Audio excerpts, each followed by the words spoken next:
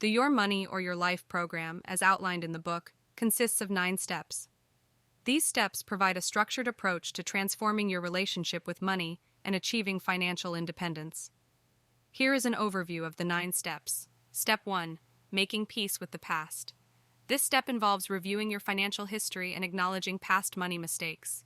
By understanding your financial past, you can release any guilt or negative emotions associated with money. Step 2. Being in the present, tracking your life energy.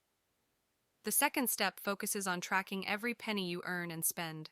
The goal is to become aware of your current financial situation and to understand the relationship between the money you earn and the time and energy, life energy, you invest in earning it.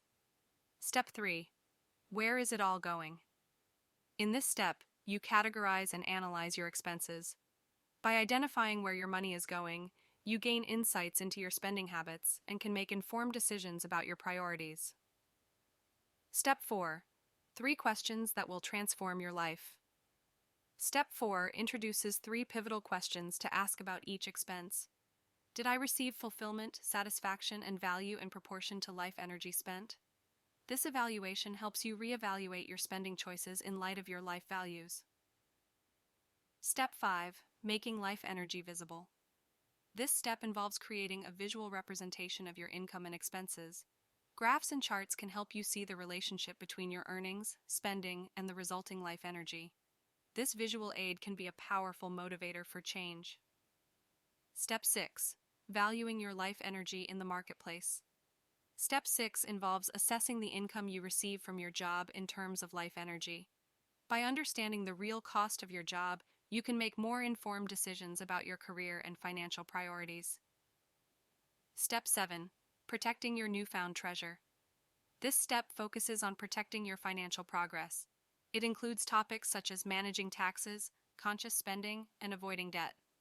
The goal is to ensure that your money is working for you and aligning with your values. Step 8. Capital and the crossover point.